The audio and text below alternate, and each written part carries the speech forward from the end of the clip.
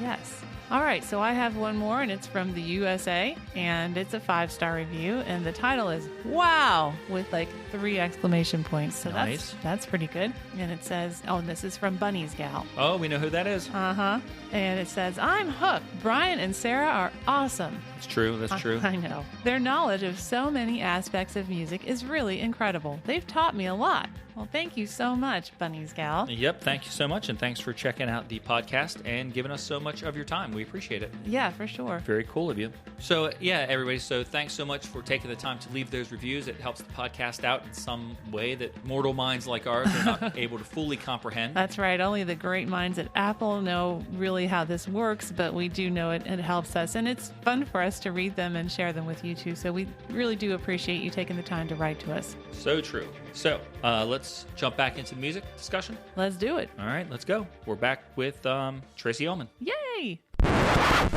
All right, so I'm going to send it down the line to Jackie, and we're going to talk about our last song. What do you have for us?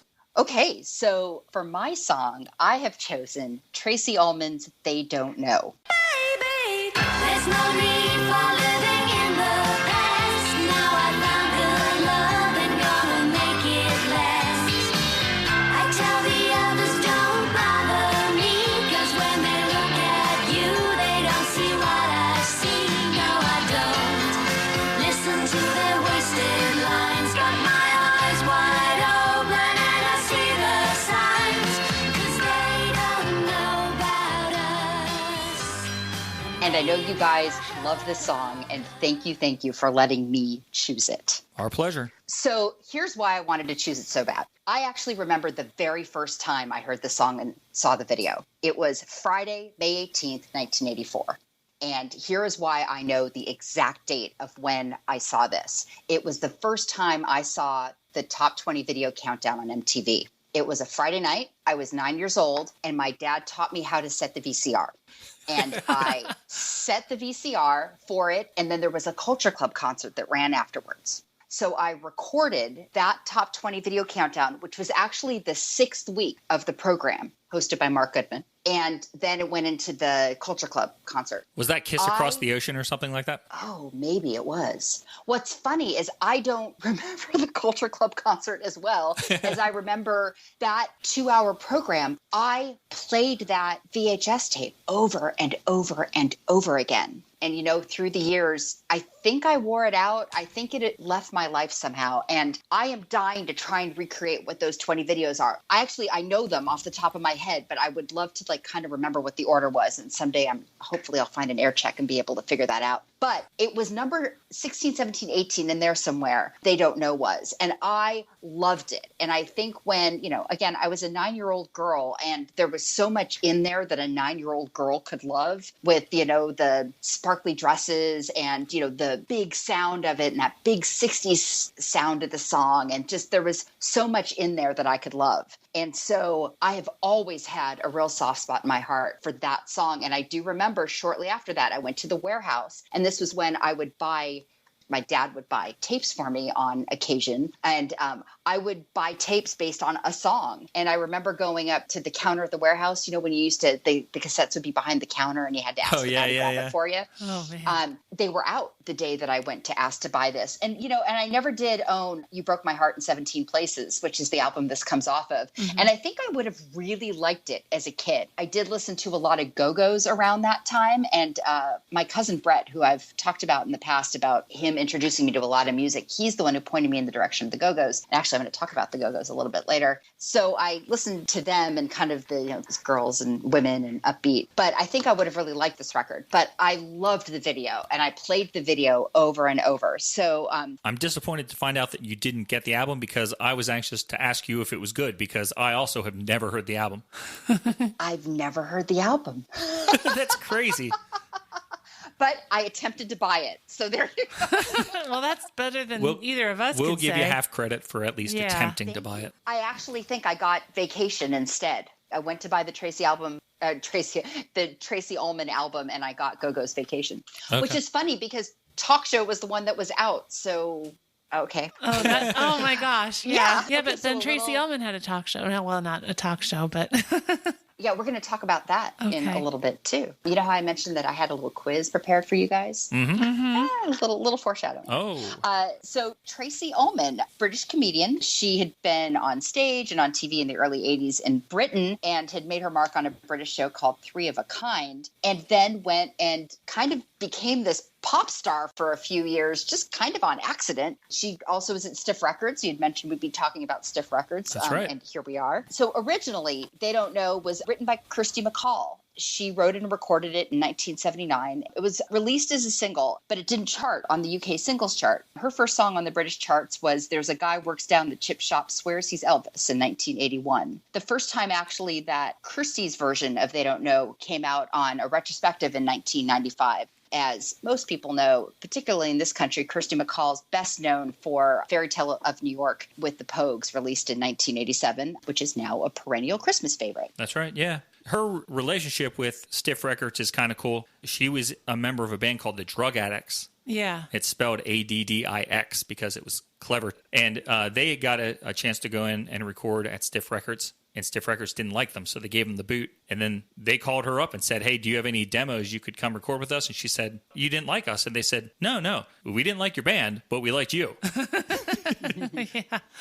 She told them, I got stuff. And she actually didn't have anything. and this was the song that she came up with to take in to the studio to do a demo of. So it was inspired by her love of the Beach Boys, because her older brother got her into the Beach Boys growing up. And as you can tell, the Wall of Sound, Phil Spector production style. So it's kind of cool that they hated her band, but they liked her. Yeah. Yeah, and then unfortunately, she's got a real sad ending to her story. She died in 2002 in a scuba diving accident in Mexico. She had been out there with her 2 teenage sons, and they all surfaced, and a speedboat came through the area, even though it wasn't supposed to. It was supposed to be a protected area, and one of her sons was in the path of the speedboat, and she went to push him out, and she got hit, and both sons survived. Oh, that's terrible. She was killed. Yeah. So I'm so sad about that. Yeah, 'cause- that's awful. Yeah, just really sad about that.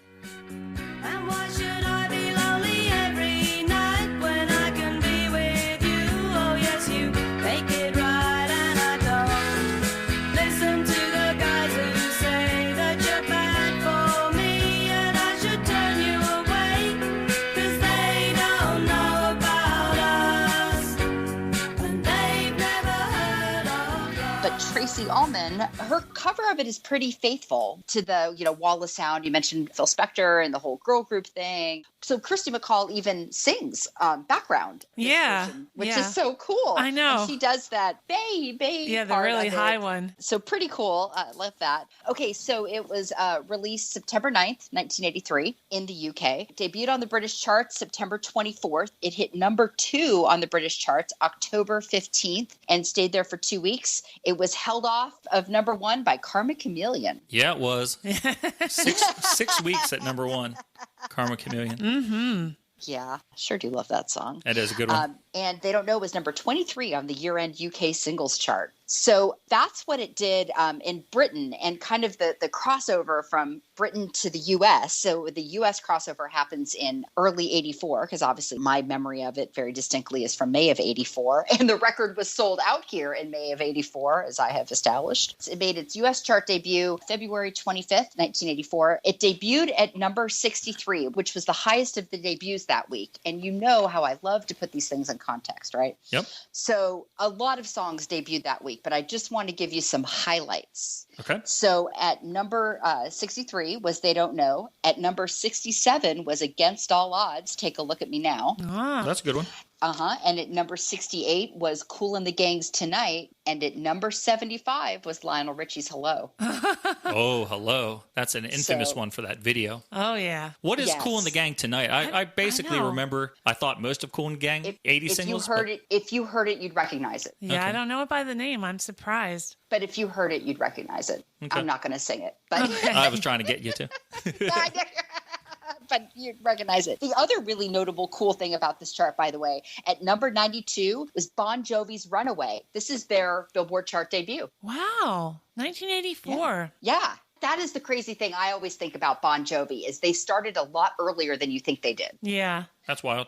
Back to my little list here. It hit number 8 on the April 28th, 1984 chart, and it was there for 2 weeks. And because, Sarah, I know you like your international number ones, it was number 1 in both Ireland and Norway. Yeah. The album You Broke My Heart in 17 Places was released in the UK on November 25th, 1983, just a few days before Now That's What I Call Music. Oh, that's wild. So it was just within a few days of each other. So I thought that was kind of cool. Yeah. The album had 6 singles on it. She did have one other album in late 84. It was released in the UK. It hit number 92 and it was never released in the US. So her music career was brief and shiny. And then we'll talk about, what really most Americans know her for in just a second. But again, Sarah, I know you like your reviews. So here's the thing. I didn't find any smash hits reviews. I don't know if you guys did, but I found 2 other really good ones. Oh, cool. I did find a Smash Hits review, and it's kind of an unusual one. If you'd like, I can go first with that. Go for it. All right. The reviews in this issue were done by a guy named Lenny Henry, and he was a British comedian. So this kind of ends up working out kind of interestingly. He categorized the songs that he reviewed. He started off with The Bee's Knees, very good. And a song we know was in that category. It was Love in Itself. And that was actually the single of the fortnight. Oh, wow. Yeah, so that was pretty cool. The next category was The Bee's Ankles, okay-ish. Then The Bee's Feet, not so good. Then The Bee's Soles, then Awfulness. And just to give you a little note on what was awful, PIL, This Is Not a Love Song, was in that category. He said, can you bite a record? If you could, this is the one I'd choose, The Pits. But about Tracy Ullman's song, he said, uh-oh, crisis. It was in the Bee's Feet category, I believe. And he said, the first thing I want to say is this. Miss Ullman makes me laugh all day long, and she can act like nobody's business. After being hammered with Breakaway every day, on the hour, every hour, that was her previous single, I got used to it. In fact, I quite liked it. It had balls, some welly, a bit of oomph. This, unfortunately, lacks said balls. So he was not a fan. I was assuming he was just going to be jealous because she was a comedian and he was too, but he addresses that right at the beginning and it's not the case. Yeah. He just has bad taste in music. I know. I don't know why. I don't know what his problem was, but anyway. I hope your reviews are better, Jackie. Yeah, me too. Right. So the reviews I found are actually for the album, not maybe as much specifically for the song, although at least this first one here does mention the song. So the first review I found was in Playboy. Whoa. What are you doing reading Playboy, Jackie? I hear the articles are good. Isn't that what you're supposed to say? It is. I only read it for the articles. Exactly. Everybody does. So in Playboy on June 1st, 1984, John Berg wrote, Brit Wit. 20 years to the day after the Beatles invaded America, a quieter landing was made by Tracy Ullman, perhaps Britain's funniest export since Monty Python. Why are we talking about her in the music section? Because this diverse actress and comedienne has released her first album, You Broke My Heart in 17 Places on MCA. While the record itself is a straight-ahead retread of late 50s and early 60s female white bread pop styles, it does include some terrific songs, They Don't Know, and some forgettable ones, Life is a Rock, But the Radio Rolled Me. Ullman herself is a one-off original. Her comic touch and ability to create characters have made her the Variety Club's television personality of the year in England for an SCTV-like show called Three of a Kind, which someone ought to have the good sense to import. She's also won awards for her acting in London's West End, and she even brings the demand for freshness and originality to her music that she applies to her acting. She'll be a force to be reckoned with. If not, we'll have to content ourselves with the funniest female to come along since Joan Rivers and Lily Tomlin. Oh, Wow, that's nice. very favorable. Yeah. And, and I think what I liked about this is this really does kind of foreshadow what she became in the United States, because it wasn't ever really about the music and the single and, Right. alone. It was about so much more than that. Yeah. And so I liked that really acknowledged that. And by the way, so the Beatles arrived in New York on February 7th, 1964. I'm not exactly sure what the reference is to Tracy Ullman coming to the U.S. on February 7th. Because it started out 20 years to the day. So I didn't quite get that part in the article. Maybe that was the day they met. I'm not quite sure. But One thing I saw, unfortunately, I didn't write down a date, so I could be totally wrong on this, but there was a period of time where your old employer, MTV, one of the co-founders of MTV, Robert Pittman, was a big fan of this song and of Tracy, and he invited her to come and be a guest There you VJ go. for a week. And- but yes, I'm not sure. and I'm I not sure. know- I'm not saying for sure that's what the date is, but it was at some point in time in '84. So I got it from Wikipedia, which is probably where, because I actually wrote a note, got this from Wiki. So because anything I get from Wikipedia, I take with a grain of salt.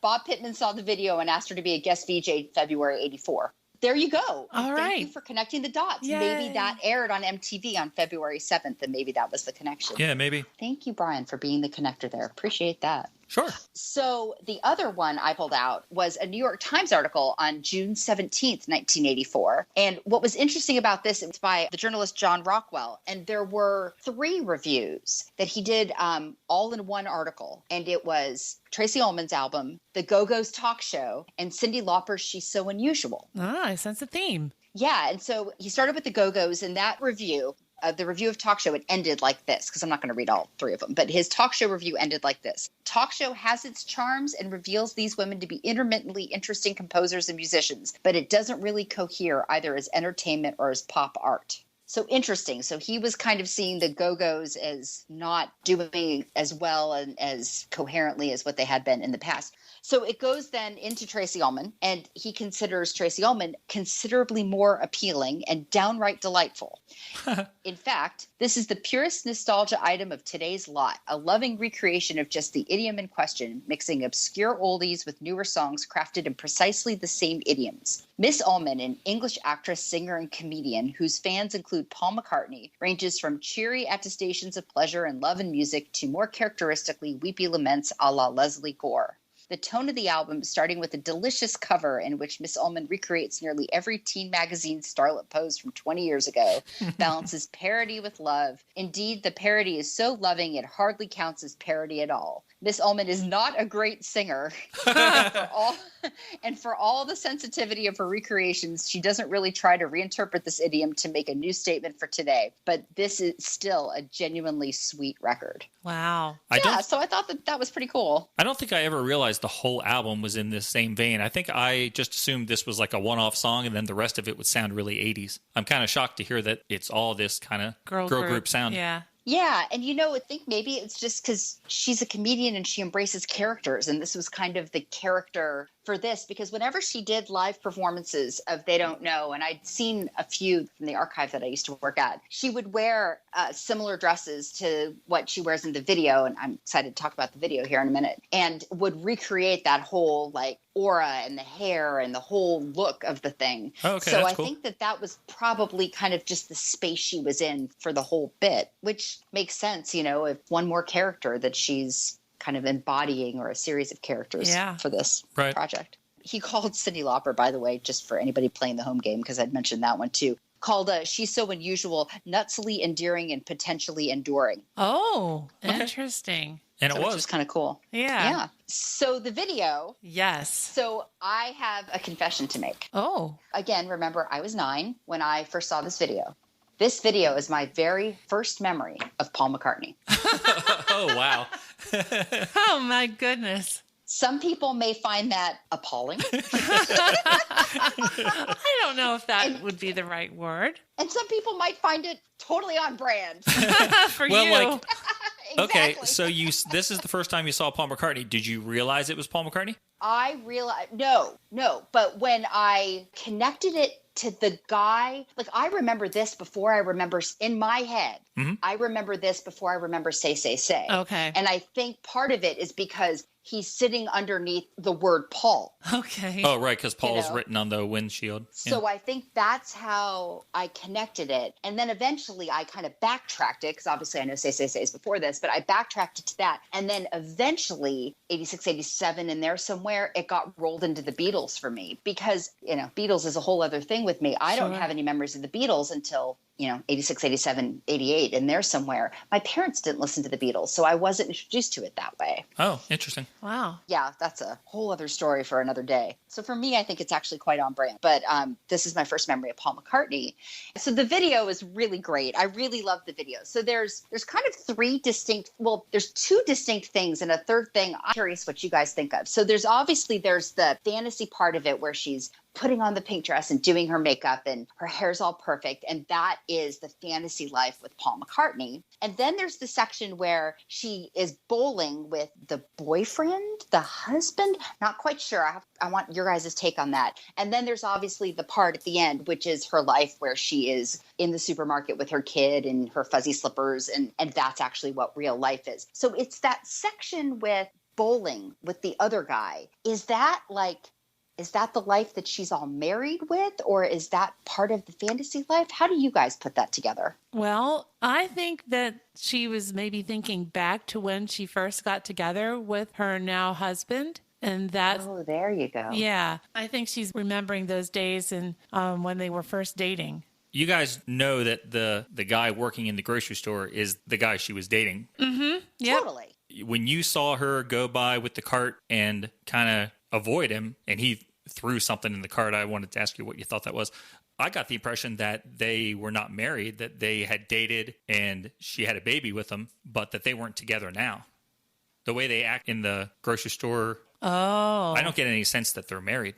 And that's part of, honestly, my confusion with the whole thing. Is she also fantasizing about bowling with him? I always thought the bowling stuff was real. That was her past. The fancy makeup and hair and dress was her fantasy of being with Paul McCartney. And the grocery store was the current reality. However, at the end, when she just sort of starts to dance and spin around with the shopping cart, that's when we finally see that the fantasy is about Paul McCartney. And it cuts to her in the car with Paul, and we see that that's what the fantasy world that she's in is all about. I forget what my point was ultimately going to be here. I'm going to have to cut all this out. I forget where I was going. Okay, but actually, no, but I think that that's totally the point, though, Brian, is that I don't know if it necessarily makes total linear sense, or even if it's supposed to. I have such fond memories of this video, right? And so I went back and started watching it again a few weeks ago when we first started talking about this. And that was the first time I think in my life I actually tried to put it all together. Because you just watch it for the sheer joy of the song. And that's it. Yeah. And of the imagery and oh, look, she's getting ready to go out. And oh, look, she's bowling. And oh, look, there's, cool boots. And oh, look, it looks like she loves the Bay City Rollers in that shot. I think I never, until I was starting to prepare this, actually thought of linearly what it was all supposed to mean. I remember what I was going to say, although I think your confusion is actually totally makes our point. I think that there's the timeline of her past where she dated the guy who she has a baby with. There's her fantasy that she has in her head of her getting all dolled up to go out with somebody. And we see her reality of now, which is where she's grocery shopping in the fuzzy pink slippers. And then at the end of the video, when in her current reality, she starts to dance and she kind of says you know what, I'm in public and I just saw this guy that I have a terrible history with. This situation is totally uncomfortable, but I'm going to embrace my fantasy and I'm just going to dance right here. And that's where it's sort of like when at the end of Robin Hood, Prince of Thieves, you get the big surprise that Sean Connery is the king. And Sean Connery's on the screen for 10 seconds, but everyone cheers because it's awesome. At the end of the video, we find out that her fantasy world is about Paul McCartney, and we actually see Paul McCartney, and it's awesome because he's Paul McCartney. At the end there, the reality crosses over with the fantasy, and then we get this great surprise. So I think it's 3 different time periods. I don't understand the archive footage. Like, I didn't understand if that was real footage of Tracy in real life, That's kind of what it looked like. or if I it's... had the same note too. Yeah, or is it her character, or what the... I don't know what the purpose of it is. Yeah, that was just very random and very odd and disturbing too. Yeah, to see the kids get smacked on the behind. I don't know. I'm going to still stick with my idea, my theory that this slicky boy in the gold shirt and the cheesy mustache is the guy she ends up marrying and has an unfulfilling married life with. He is working at the grocery store she's shopping at. So that's why he goes ahead and throws that box of Persil into the cart, the washing powder, as they call it. Is that what it was? Well, I think so. That's what he was stocking. And she's just like, yeah, whatever. Like, she's not happy that, yeah, he's working at a grocery store. She looks like she could use some laundry detergent. Well, With the clothes she's wearing in that scene. She's like, she shouldn't be mad that he's throwing it in the cart. no, but she's going to have to pay for it. So I don't know. But yeah, it's very ambiguous. I don't think there's been anyone that ever says, yes, this is definitely how the story is, or, explain the timelines or anything. Yeah, and then, maybe that's just fine. Just enjoy it for the joyous ambiguity that it is. You don't think that every video should be as coherent as Casey's video for Give It Up? Yeah, right. I think it should be required. Wow, the standard, that's that bar. Okay, so I would like to test a little bit of your late 1980s TV knowledge. Okay. Oh, okay. So what most Americans are going to know Tracy Ullman for is The Tracy Ullman Show. Tracy Ullman Show was the second original primetime series on the network Fox. Fox premiered with Joan Rivers in October of 86. Okay. And The Tracy Ullman Show premiered on April 5th, 1987. It ran until May 1990. So if The Tracy Ullman Show was the second original primetime series on Fox, what was the first? You just surprised me because I was already congratulating myself that you were going to ask what cartoon family premiered on the Tracy Ullman Show and then got their own show. I'm getting there. I'll guess that it was the show with Al Bundy. Married with Children. Married with Children. You got it. That was it. Oh, really? Hey, all right. Wow, that was just a Very guess. Good. So the Tracy Ullman Show was a sketch comedy and musical show, and there were several musical numbers. So who choreographed the musical numbers? Paula Abdul. Very good. Thank you. See, these are easier than you thought they were going to be. Yeah, I was really legitimately nervous.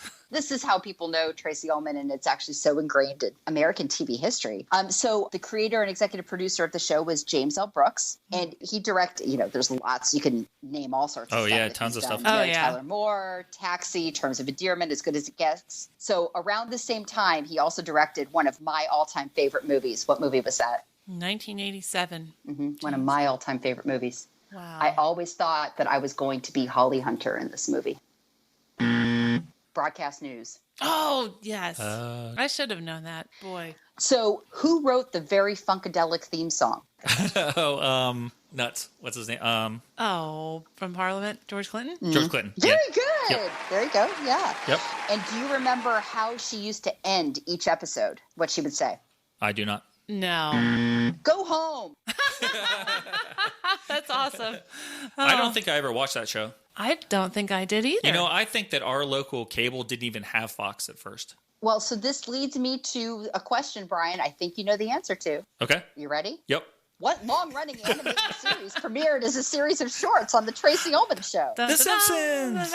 Yes, Matt Groening and The Simpsons. And they're still around today. It's crazy. They are. So the first Simpsons short ran in the third episode of The Tracy Ullman Show on April 19th, 1987. That's awesome. And they look so sloppy. They were drawn so sloppily compared to how they look now. Yeah. Yeah, they've really evolved. So there we go. That's all I got. Love That's it. awesome. That was good trivia. Thank you. Can we go back to Paul McCartney for a second? Well, sure. Oh, yes, definitely. Like you said, your first memory of Paul McCartney, the first time he made an impact on you was this video. His presence in this video helped me out quite a bit as well, because I remember as a kid, I don't really remember this being played on radio too much around here, but it must have been because I taped the video off of Friday Night Videos onto my VHS of music that I had. So I must have known that I liked it, or else I wouldn't have taped it. But I remember as a kid, I didn't really understand this song, like why it was being played so much and why it was popular. I thought it was an old song. I was like, oh, well, I guess maybe it's in a movie or something and people want to hear it now. I'm not sure why people are playing it and why it's getting so much press. And then when I saw the video, it finally clicked with me that it's a new song, not because of the video itself, because it looks kind of old-fashioned, but the fact that Paul McCartney looked like Paul McCartney from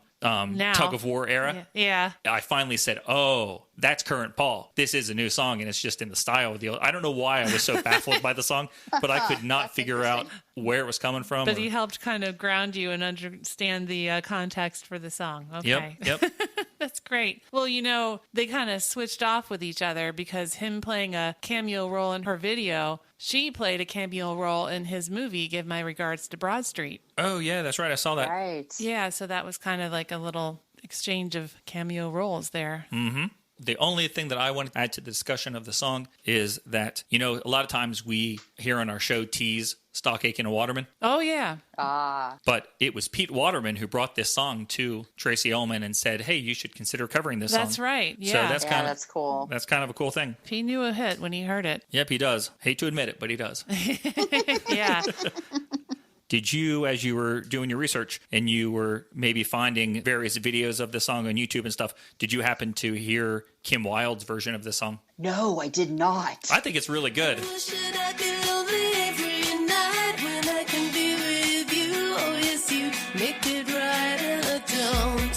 Listen to the guys who say that you're bad for me and I should turn you away, 'cause they don't know about us and they've never heard of love.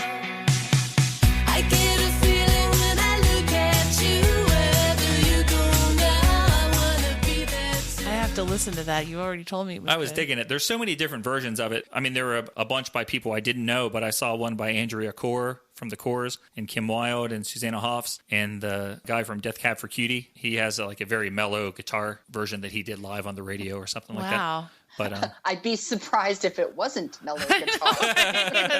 He did like a death metal version. Yeah, you're like, what? you see, I didn't realize that was silly for me to say because I only know him really from the Postal Service. I don't know Death Cab for Cutie. Okay. So Postal Service is more synth heavy. I have a CD you can borrow sometime if you want to hear him. I think I'm good. All right. Fine. That was really funny. Thanks.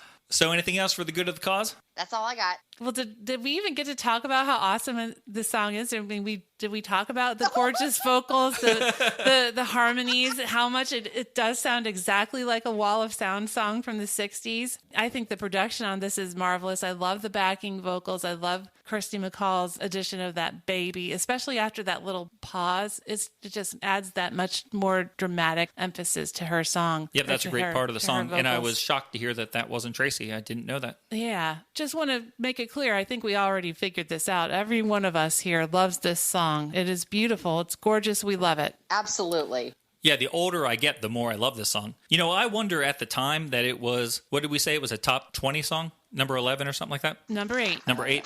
Like, I wonder at the time, was it the pop kids that were driving the success of this song, or was it their parents? Yeah. Because I liked it as a kid, but I love it as a grown-up. Yeah. I even have here in my notes. I don't know if my mom knows this song, but I'm sure that she would love it. Oh, I think you're right. And I remember, did you guys remember when Rhino did those massive, the massive 80s CD box set in 02, 01, 02? They did a 70s one in 2000. I bought 1 and 2 CD sets of 80s comps, for a lot of years, but it was, it started in 80, it went to 89. It was exhaustive and awesome and had the coolest 3D cover ever. But of all the songs on it, this was the one I was most excited was included on it. Oh, yeah? That's so cool. That is cool. And I love Yeah. that you brought it back to compilation albums. Really well done. Yeah.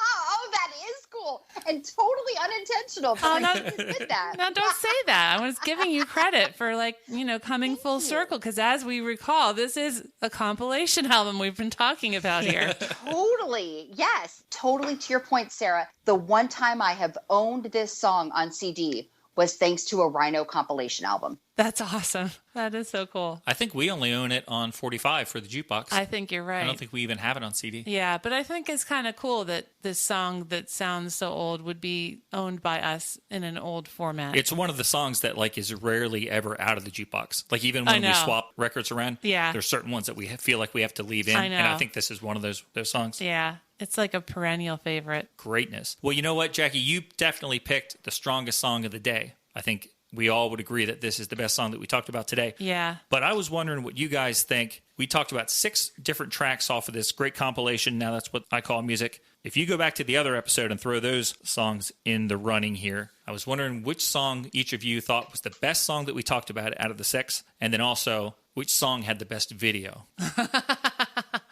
Oh, man. To refresh your memory, if you're here with me on the phone or if you're listening at home, we talked about Is There Something I Should Know by Duran Duran, Only for Love by Lamal, Give It Up, everyone's favorite song by KC, They Don't Know by Tracy Ullman, The Sun and the Rain by Madness, and Waterfront by Simple Minds. That's what we discussed. Oh, my gosh. Well, you know, it's a really close race for me. Let's do favorite songs first and go around in the circle, and then we'll come back for video. Okay, but like that's my point. Yeah, for my favorite song, it's a really close race between both of Jackie's choices. Honestly, she picked the two of the strongest songs on the album. Other than ones that we love that we will already talked about or will talk about. But I mean, Duran Duran is awesome. But I really, really love this Tracy Ullman song. But I guess I'll go with Duran Duran in the end. They win by a hairstyle. Same thing, Sarah, except I'm going to tip it the other way. So I'm going to tip it to They Don't Know, because there's so much that I love about Duran Duran, obviously. And I think if I'm comparing, I don't know, it's maybe because They Don't Know is a one-off, and maybe because it exists kind of on its own and has such a special place in my heart for so many reasons. I've got to pick that. I love Is There Something I Should Know? I love the song, and I love it, but I think it doesn't have the sentimental. So maybe that's why I tip it, is because there's a real sentimental piece for me to They Don't Know. And so I have to give it to that. I can't fault you for that. I mean, part of why we do this show is kind of sentimental value in some regards. So, yeah. Totally true. All right. So I guess for me, the song I'm most excited about at this point in my life is, of course, KC's Give It Up. Because that's the one that I most recently discovered. I think it was back in December. I had the date last time, but I forget now. November 19th, I think it was. November 19th. Ooh, so that was like, back when the world was awesome and full of potential, and I could never imagine that things would go this horribly crazy. So I still love KC, but realistically, I realize that is not my favorite of the 6 songs. My favorite of the 6 songs, I don't even really have to give it that much thought. I get a lot of good feelings and happiness from Tracy's song here that we talked about today, but Duran Duran, Is There Something I Should Know, is the favorite for me as I look through these tracks, because, Duran Duran is so awesome. And that is a great song. Great single, one that completely rocks out live. It's always a high point of a concert. Oh, yeah. So I'd go with that Duran Duran on. All right. So, Sarah, what was your favorite video of the videos that we watched? That is a tough one, because there were some really memorable videos. My favorite video, just because it's so ridiculous, I'm going to pick the first Only for Love video. The one with the pigs and the milkshakes? Yes, the one where they snap their fingers and magical things happen. And the autograph collector? Yeah. And the UFO? Uh-huh. It is so goofy. I love that there's a pig and a milkshake and this old man with an autograph book, and that they actually thought that they didn't look cool when they first came down. They were dressed in all black, and they really could have looked just fine like that. And just, I don't know. I think that's my favorite one. And the girl in the red dress, the 80s girls, models, it's just got so many great aspects to it. I just love it. Jackie? Okay, so I have to choose KC and the Blue Fairy Girl because I just have to choose the Blue Fairy Girl. doing this with you guys, the fun part is, I mean, obviously I knew the Is There Something I Should Know video, and I obviously knew that they don't know, but I didn't know those 5 or 6. There were 2 Lamals. There was only 1 KC, right? Correct. So Yeah. I didn't know those 5 other videos. Right. And so I love seeing new, and that's something I love about your guys' show and all the different shows about 80s music that dig deeper than just the hits, is learning and seeing stuff that I didn't know. And so I vote for the Blue Fairy Girl. That's awesome. I didn't think that was Okay. going to get anyone's vote, so I'm glad that it did. Well, yeah, this is going to be a tough one for you, Brian, because you love that song "Give It Up" by I do. Casey. But I'm judging videos right now. But you were completely enthralled with a certain other video. That's right. Here's the deal. There is a easy winner for me. There's only one video that even comes close. And the runner-up for me is Tracy. I think that's a great video. Okay. Very affecting, very effective, well-made, always been a favorite. But my number one choice has got to be that espionage thriller that we talked about last time. I can't think of his name right now. I know that we know his character's name, but Interpol agent Lamal coming in and trying to get the goods on that sinister woman who keeps her hat on the foot of the bed, so he has to draw his gun on it. Yeah. And then she sets him up, unfortunately, and the helicopter has to arrest Lamal because he was thinking with his heart and not his head. He was doing it only for love. The number one video that we discussed, in my opinion, is that second version. I think people call it the American version, the U.S. version. The precursor to Miami Vice. The greatest thing ever put to film. My vote goes to Lamal. Wow. Awesome. So that's what I call Music Volume 1. So much fun discussing it. That was a lot of fun. Love it. And it's always great in the summertime to do, like I said, do one of these mixtape episodes where you kind of just do a bunch of different songs that you normally wouldn't get to talk about. So hopefully maybe next spring or something, when it comes time to sort of take it easy and do another mixtape, maybe we can all get together and do Volume 2. There's a lot of good songs on that one. Oh, yeah. That'd be awesome. I'd love that. And Cool. you've had a lot of time to think about it, so you're sure with that?